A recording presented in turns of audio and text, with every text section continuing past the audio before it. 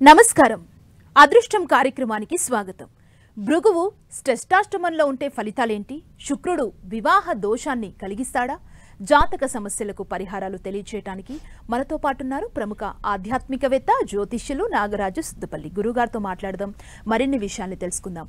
నమస్తే గురుగారు. నమస్తే అమ్మా. గురుగారు, ఈ షష్టాష్టకాల గురించి చెప్తారా మీరు? అంటే గురువు షష్టాష్టకాల్లో ఉంటే వచ్చే లాభాలేంటి, నష్టాలేంటి అనేది మా ప్రేక్షకులకి ఈరోజు తెలియజేస్తారా? భృగువు అంటే చాలామందికి ఎవరో అనుకోవద్దండి. భృగువు అంటే శుక్రుడికి మరొక పేరు భృగు. ఈ భృగువుని 6-8 స్థానాల్లో ఉంటే అది స్వస్థానాలు అయి ఉంటే గొప్ప యోగాన్ని అందిస్తాడు, కానీ 6-8 స్థానాల్లో ఉన్నప్పుడు ఇబ్బంది కలిగిస్తాడు. ఆరోగ్య స్థానంలో ఉన్నప్పుడు శుక్రుడు నరాలకు సంబంధించినటువంటి ఇబ్బందితో పాటుగా అష్టమంలో ఉన్నప్పుడు మనకి గర్భస్థమైనటువంటి దోషాలు కలిగేదానికి అవకాశం ఉంటుంది. అంటే మిగతా గ్రహాలు కూడా, అంటే ఆయన ఒక్కడే ఉన్నప్పుడు ఒకలాగుంటుంది, వేరే గ్రహాలతో చేరినప్పుడు ఒకలాగుంటుంది.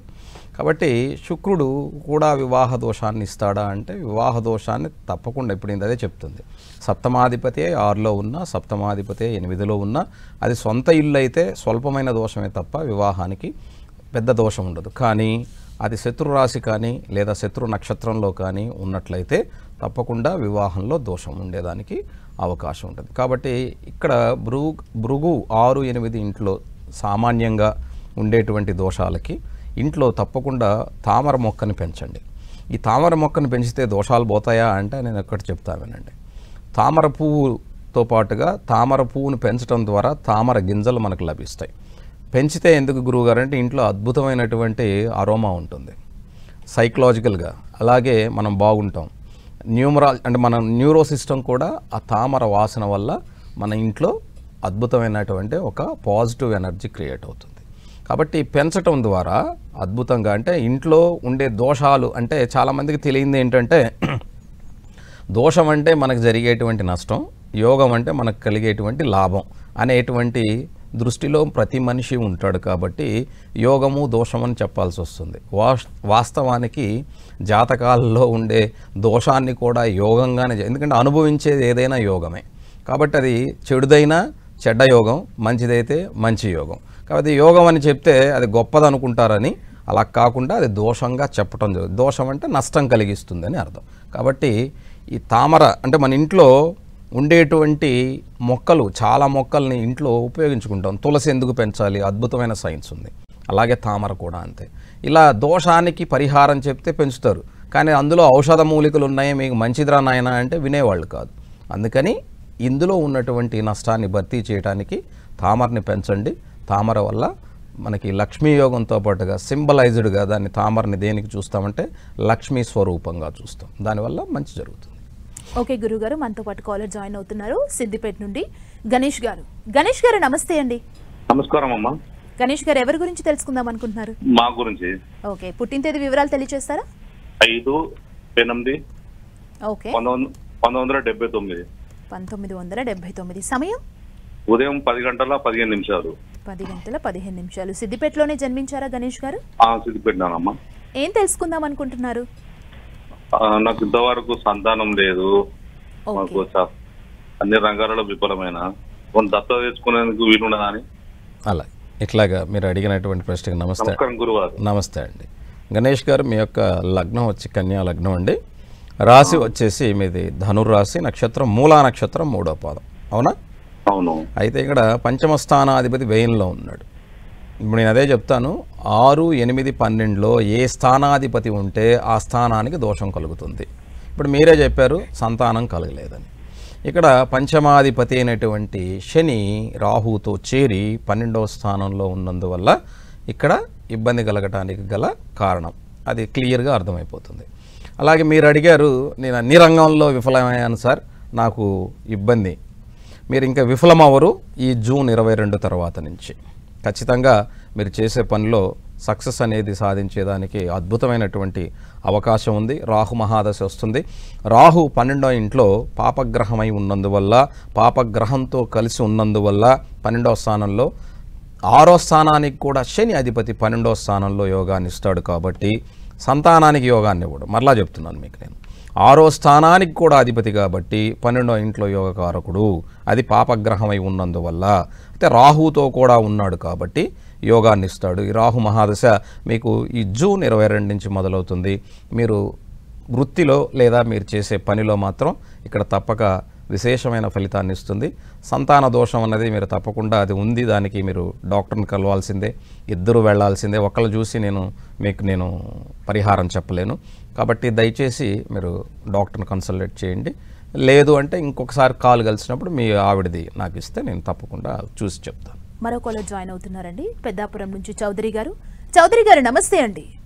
నమస్కారం అండి. ఎవరి గురించి తెలుసుకుందాం అనుకుంటున్నారు? మా అబ్బాయి గురించి. ఓకే, మీ అబ్బాయి డీటెయిల్స్ ఇస్తారా? మా అబ్బాయి పేరు శ్రీకర్ ప్రసాద్ అండి. ఓకే, సమయం శతభిష నక్షత్రం. పుట్టిన తేదీ సమయం ఇస్తే సరిపోతుందండి. పుట్టిన తేదీ డీటెయిల్స్ చెప్పండి. పుట్టిన తేదీ 1998 అండి. 98? 99. ఓకే. అక్టోబర్ 21 తారీఖు అండి. అక్టోబర్ 25 అండి? 21. ఓకే, సమయం? మార్నింగ్ 6 గంటలకి. మార్నింగ్ సమయం 6 గంటలకండి. 6 గంటలకి. ఏం తెలుసుకుందాం అనుకుంటున్నారండి?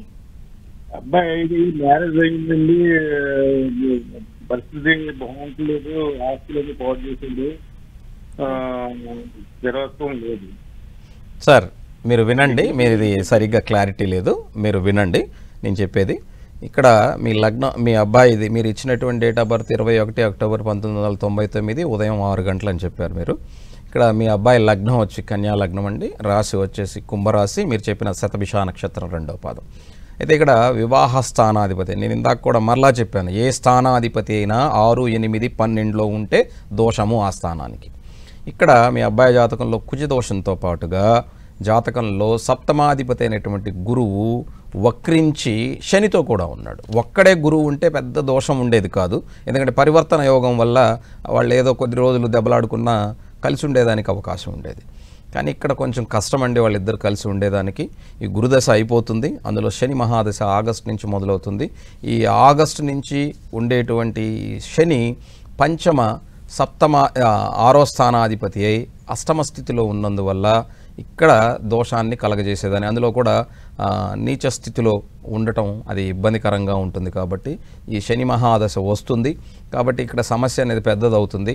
కాబట్టి మీరు ఇక్కడ ఉన్నటువంటి శతభిష నక్షత్రం కుంభరాశి అయినప్పటికీ 7.5 సంవత్సరం శనిలో ఉండటం, రేపు మే 30కి రాహు జన్మలగ్నంలోకి రావటం, అంటే జన్మరాశిలోకి రావటం, దీనివల్ల ఏమవుతుందంటే మీ వాడికి ఇంకా మొండితనం ఎక్కువ అవుతుంది. అందులో గురువులో కూడా రాహు ఉండటం వల్ల, ఈ రాహు ఆగస్టు వరకు ఉండటం వల్ల వాళ్ళిద్దరి మధ్య ఇంకా దూరం పెరిగిపోయేదానికి లేదా ఇద్దరు కలిసి ఉండేదానికి ఎక్కువ అవకాశం లేదు. కాబట్టి ఇది కొంచెం మీరు గమనించుకోవాలి.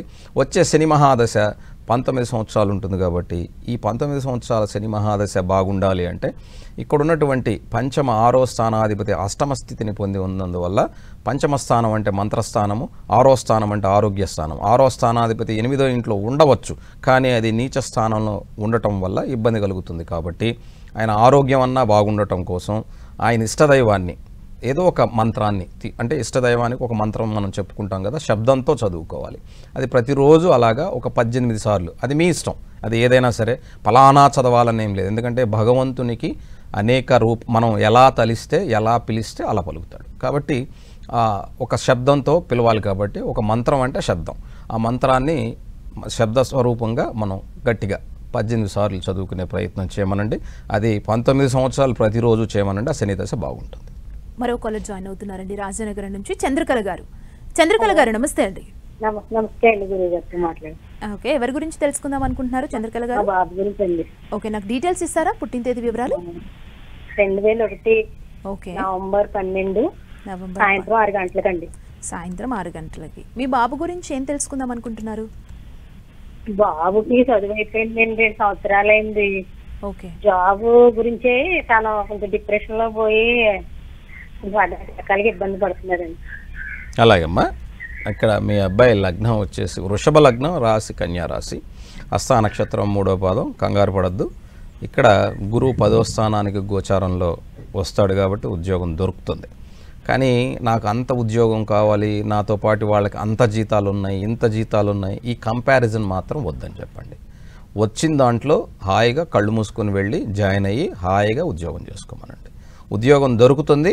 రేపు జూన్ 1 నుంచి లేదా జూన్ నెలలో ఉద్యోగం అనేది అవకాశం మొదలవుతుంది.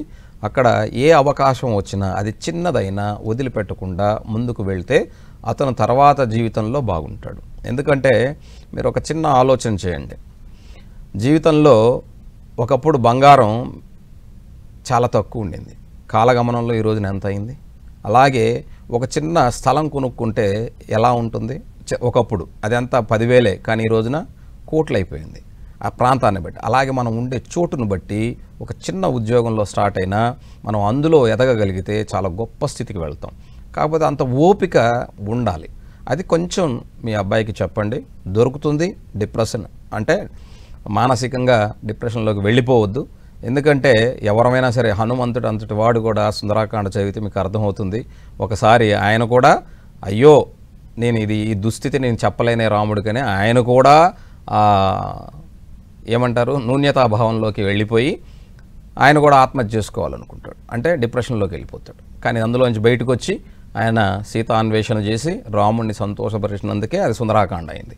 ప్రతి మనిషి జీవితం సుందరంగా అవ్వాలి. ఇలాంటి ఇబ్బందులు ఉన్నటువంటి వాళ్ళందరూ కూడా నేను మళ్ళా చెప్తున్నాను, సుందరాకాండ కథని మీరందరూ చదవండి. చదివేటప్పుడు కూడా మీ అందరికీ చెప్తున్నాను, సుందరాకాండ కథ మన కోసం చెప్పబడింది. అందులో మనం ఒక ప్రయత్నం చేసేటప్పుడు ఎన్ని విఫలమవుతాడో హనుమంతుడు, వెళ్ళేదానికి ఎంత కష్టం ఉంటుందో, వెళ్ళేటప్పుడు చాలామంది ఎంకరేజ్ చేస్తారో, తర్వాత మనల్ని ఎలా డిస్కరేజ్ చేస్తారో, అదంతా సుందరాకాండలో ఉంటుంది. కాబట్టి సుందరాకాండ పారాయణం చేయటం అంటే ఏదో చదివేయటం కాదు, అందులో ఉన్న అర్థాన్ని అర్థం చేసుకొని మనకి ఈ కాలానికి అన్వయం చేసుకుంటే ప్రతి మనిషి డిప్రెషన్లోకి వెళ్ళడు. కాబట్టి ఇది గుర్తుపెట్టుకుంటే బాగుంటుంది. గురుగారు, భృగువు షష్టాష్టకాల్లో ఉంటే దోషమా, లేదంటే యోగాలు ఇస్తాడా, దోషాలు ఇస్తాడా అంటే ఏం చెప్తారు? శుక్రుడు దోషాన్ని ఇస్తాడమ్మా. శుక్రుడే కాదు, ఏ గ్రహమైనా 6, 8లో ఉంటే, స్వస్థానం కాకుండా ఉంటే తప్పక అంటే అవయోగాన్ని కలిగిస్తాడు. యోగం అనరు, అవయోగము అనాలి. దోషం అని చెప్పే బదులు అవయోగము అనాలి. ఎందుకంటే దోషాలు ఎక్కడా చెప్పబడలేదన్నమాట. జ్యోతిషంలో యోగము అవయోగముగా చెప్పారు, కానీ అవయోగం అంటే అర్థం కాదని దోషము అన్నారు. అయితే శుక్రుడు యొక్క దీంట్లో కొన్ని అంటే వివరంగా చెప్పాలంటే ఒకరోజు ఎపిసోడ్లో చెప్పుకుందాం వివరంగా. అయితే లగ్నాధిపతి అయినటువంటి శుక్రుడు 6వ ఇంట్లో ఉంటే అనుకుందాం ఉదాహరణ, అక్కడ దోషాన్ని ఇస్తాడు. ఎలా అంటే శరీరంలో ఏదో ఒక అనారోగ్యం, ఒక నరాల బలహీనత, ఇంకో అది ఉన్న స్థానాన్ని బట్టి. మళ్ళీ 6వ స్థానం అది తన స్వస్థానం అయితే ఒకలాగా, అంటే ఇప్పుడు వృషభ లగ్నానికి 6వ ఇల్లు తుల అవుతుంది, తులలో ఉన్నప్పుడు అది యోగం అవుతుంది.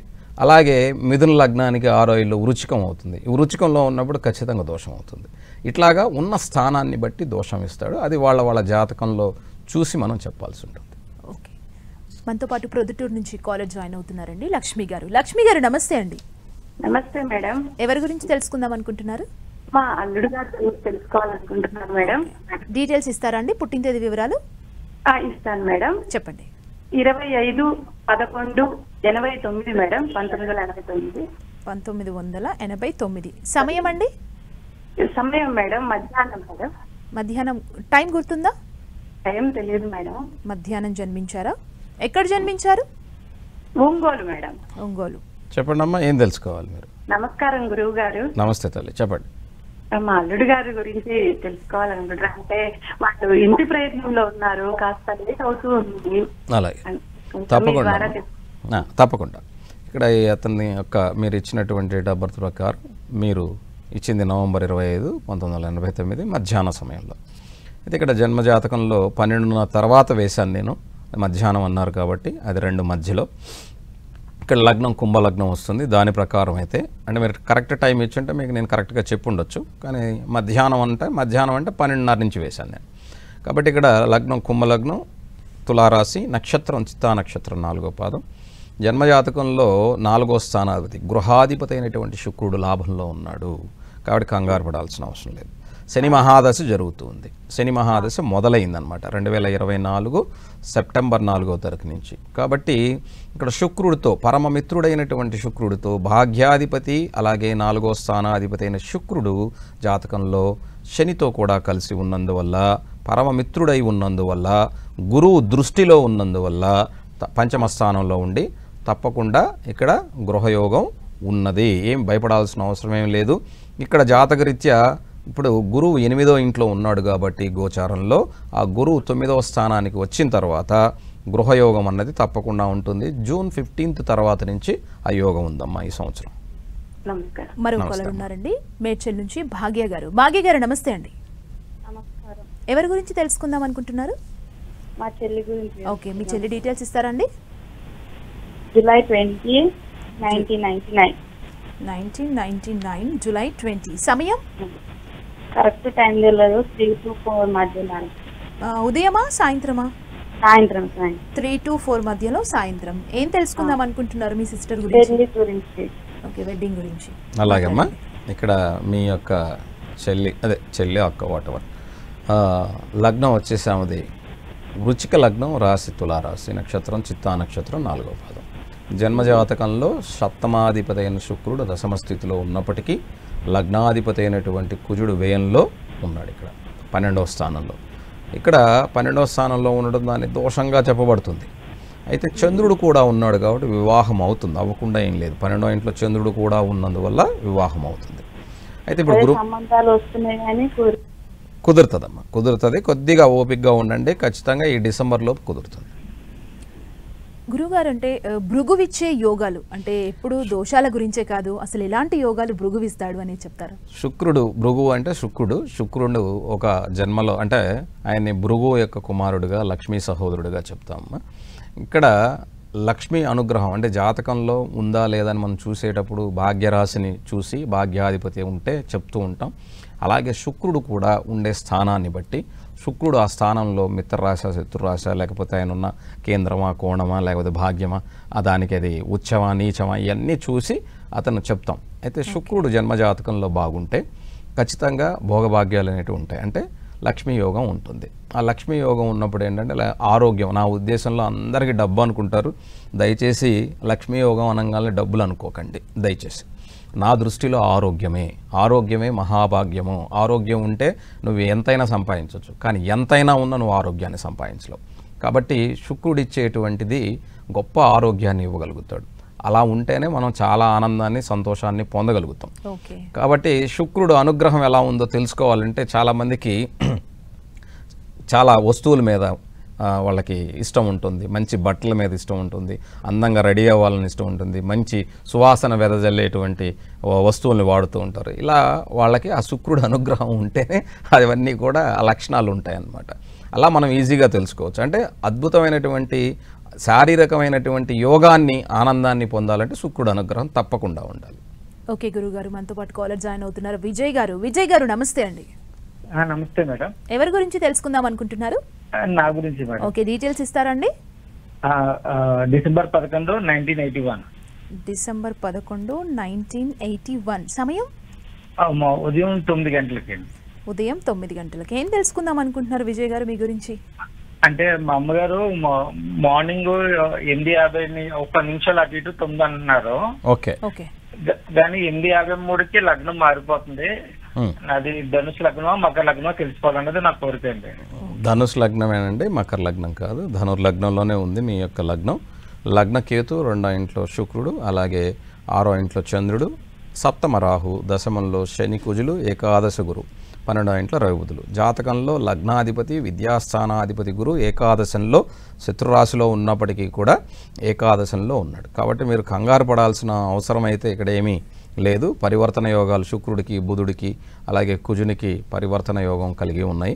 గురువు ఏకాదశంలో ఉన్నాడు. గురువు ఏకాదశంలో ఉన్నప్పుడు ఇక్కడ మాతృస్థానాధిపతి. మీరు ప్రతిరోజు మీ అమ్మగారిని అంటే మీ అమ్మగారు మీకు అందుబాటులో ఉంటే, లేదా అందుబాటులో లేకపోయినా ఫోన్ చేసైనా సరే అమ్మకి ఒక హాయ్ చెప్పి మీరు ఎక్కడికైనా వెళ్ళండి, ఒక నమస్కారం చెప్పి, లేదా అమ్మగారు అందుబాటులో అంటే అమ్మ మీతోనే ఉంటే అమ్మకి చెప్పి వెళ్తూ ఉండండి.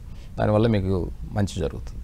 గురుగారు, భృగువు షష్టాష్టకాల్లో ఉంటే జరిగే యోగాలు, అదేవిధంగా దోషాలు మీరు చాలా చక్కగా తెలియజేశారు మా కాలర్స్ అందరికీ కూడా. అండ్ రేపు ఏ టాపిక్తో కలుద్దాం గురుగారు? ఇక్కడ నవగ్రహాల్లో చాలా వరకు కూడా రాహు ఎవరితో చేరితే ఎటువంటి యోగాలు ఉంటాయి అన్నది మనం తెలుసుకుందాం. అంతవరకు సెలవు. చూశారు కదా, ఇది ఇవాల్టి అదృష్టం కార్యక్రమం. రేపటి కార్యక్రమంలో రాహుకు సంబంధించిన విషయాన్ని గురువుగారితో తెలుసుకునే ప్రయత్నం చేద్దాం. చూస్తూనే ఉండండి 10 టీవీ.